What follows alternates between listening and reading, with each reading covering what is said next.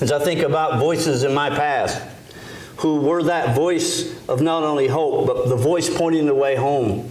These are people that I didn't realize at the time had an impact. And of course, my mother, who took me to Sunday school and taught us about Jesus. My Sunday school teacher, actually he was a superintendent who gave me my first Bible when I went to Sunday school at Van Leer Freeburg Baptist Church in Van Leer, Kentucky.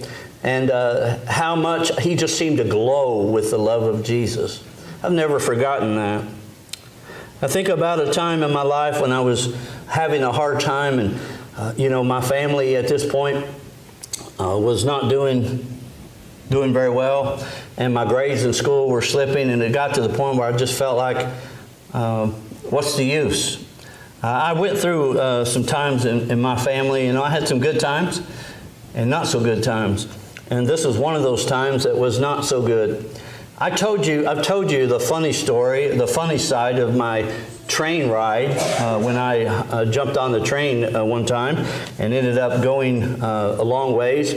But there's another side of that story I really haven't shared, and that is it was a very dark time in my life. And my mom and dad were separated at this time, which often happened. It happened more times than I could remember. But it seemed like every year, it was around Christmas time, that it would happen. And it was a time when they were separated.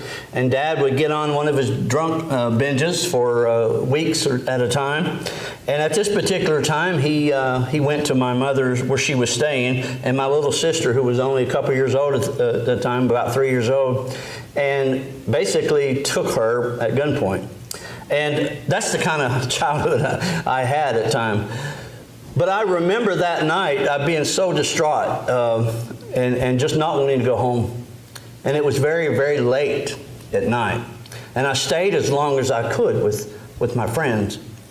And finally they all went home. We'd been to the movies and we hung out, and then I was alone. I still didn't want to go home. And so I really didn't have any home to go to.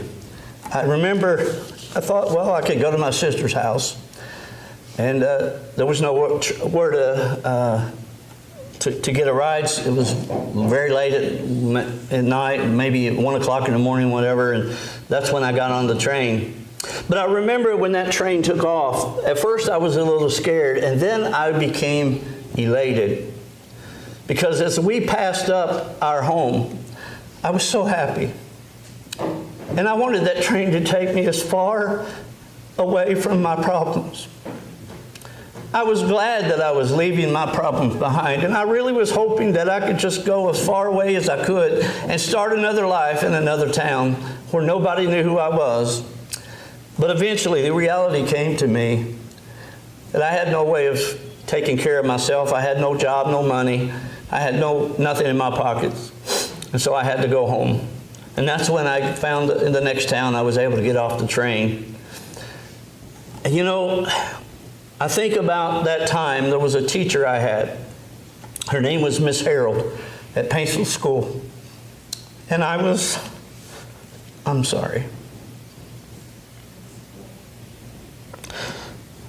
I wasn't doing well in her class. She came up to me and bent down at the desk, put her hand on my back, and she somehow knew I was going through a rough time. And she said, I want you to know that I care about you.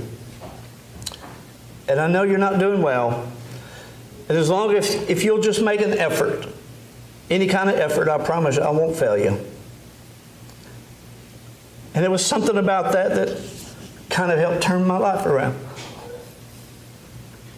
It was at that point I realized that somebody did care. We all need a voice in the darkness, a voice in the wilderness.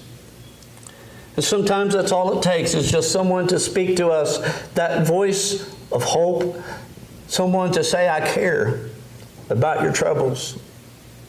And I know there's a lot of people out there that have had it worse than I did.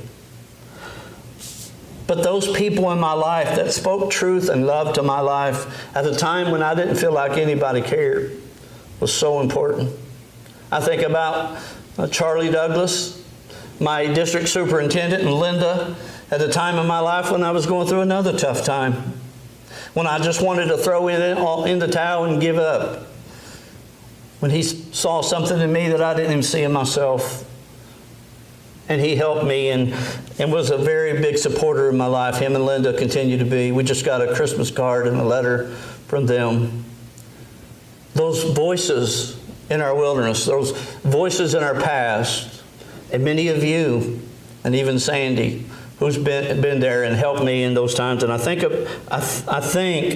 that we all need that voice in the wilderness, in the darkness of our lives, when the darkness has crept in and we feel like that the darkness is going to last forever, and there's a little bit of light at the end of the tunnel, and there's a voice that speaks to us that says, you can do this. It's okay. And I'm so thankful that we have that. Listen, church, let's not give up hope, because we still have God in our lives and we still have the Lord's presence. And that presence is what keeps us going. There was a man sent from God, and his name was John. And that's what we need to know today, that we're all sent from God. Let's bow our heads as a musician.